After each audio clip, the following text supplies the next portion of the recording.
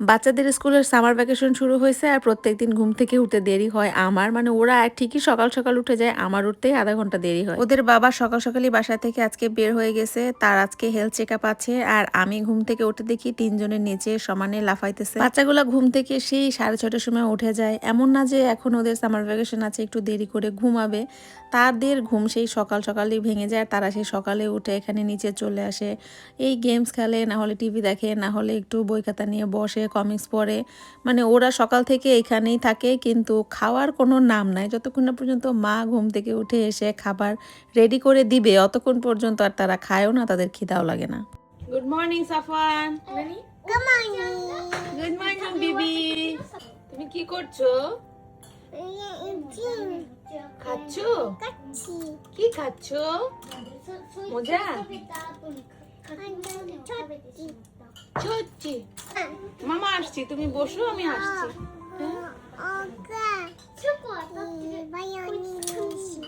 কেন উঠেছো টেবিলে?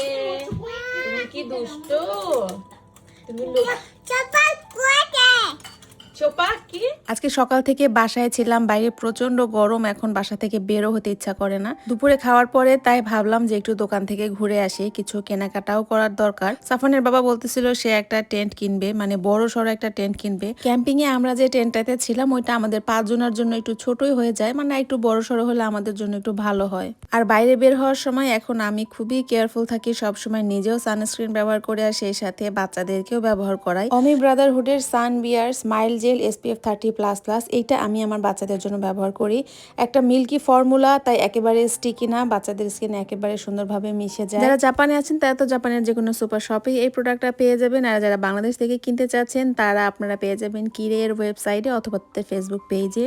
এছাড়াও জাপানের যে কোনো রকম অথেন্টিক স্কিন কেয়ার প্রোডাক্টের জন্য আপনারা কিরেইকে ট্রাস্ট করতে পারেন, তাদের ফেসবুক পেজটা আমার ক্যাপশনে ট্যাগ করা থাকবে। বাইরে কড়া রোদ দেখে তো এমনি বের হয়ে গেছি, বাট এই দোকানে আসার পরে দেখি যে বাইরে একেবারে কালো মেঘ হয়ে গেছে, হয়তোবা যাওয়ার সময় আমাদের বৃষ্টিও পড়তে পারে।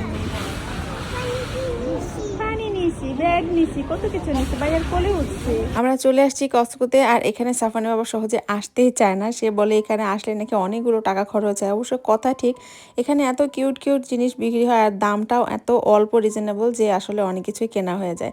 যেমন আমি এই বাটির সেটটা কিনছি, আমার কোনো দরকারই ছিল না, বাট আমার কাছে দেখি এত ভালো লাগছে, কালারফুল একটা বাটি, এটা আমি নিয়ে নিছি।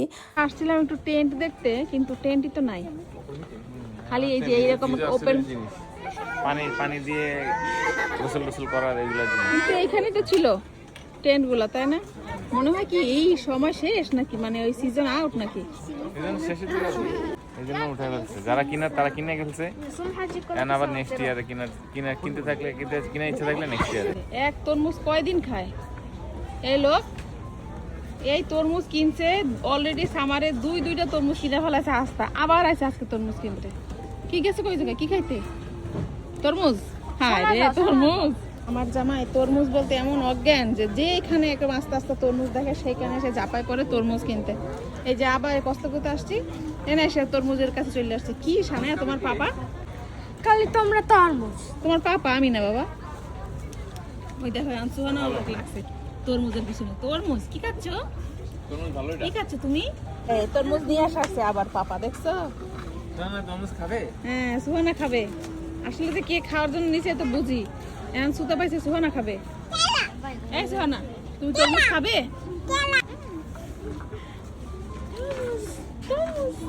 এখানে যে আমগুলা বিক্রি করতেছে, আরে খারাপ না, কি সুন্দর যে ঘ্রাণ। সাফান ঘ্রাণটা নেও মিষ্টি নাকি খালি বলো?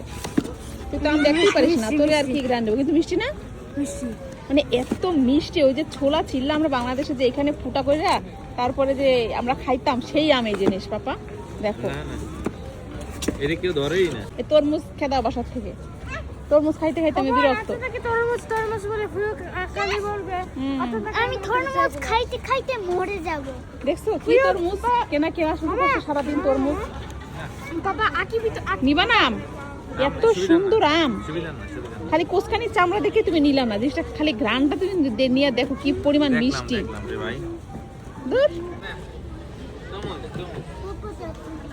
কি পাইছো? লিচু পাইছো? হ্যাঁ লিচু এনে কয়টা আছে? বেশিগুলো 30টা। পাওয়া যায় না যে জিনিস, সেই জিনিস এখানে পাওয়া যেতেছে, তুমি কি পাপাই দিলা না? ওরে আমার জামাই রে, একটা ফল কেনার সময় কয়টা প্যাকেট হাতাইয়া দেহে, একটা দুইটা সবগুলা মনে হয় খুল্লা খুল্লা দেহে। কি অবস্থা!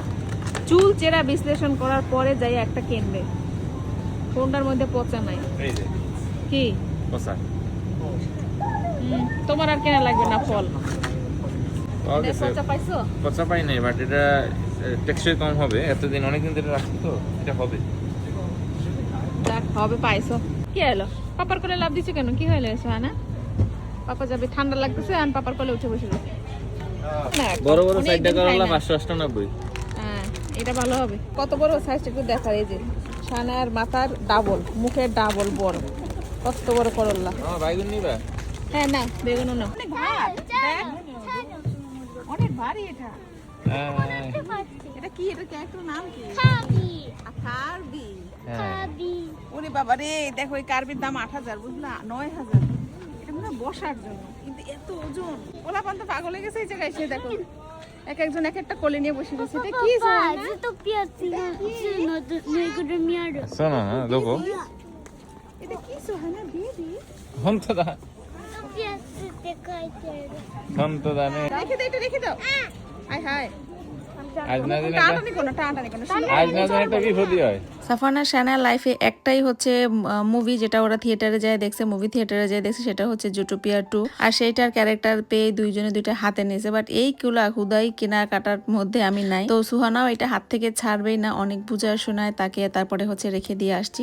আর বাজার শেষ করার পরে প্রত্যেকবারই সাফানার সানায়ের হচ্ছে পিজা খাওয়ার খিদা লাগে। এবার অবশ্য আমরা বলছিলাম যে পিজা না খেয়ে চলো বাইরে যে সুশি খাবো, কিন্তু না, এই কসকো আসলে ওরা পিজা খাবেই, আর এটা না খাওয়ানো পর্যন্ত ওরা হাঁটতেই পারে না। মানে এত পরিমাণ খিদা ওদের লেগে যায় যে ওরা হাঁটতেই পারে না। তুমি পিজা খাচ্ছ না কেন? খাবে না পিজা? তুমি খাবে না? দেখ দেখছো বাবা কেমন করে। দেখো পেঁয়াজ খাই না, ডিম ভাজি করলে পেঁয়াজ দেওয়া যায় না, আর এখন তুমি কাঁচা পেঁয়াজ খাচ্ছ কি করে?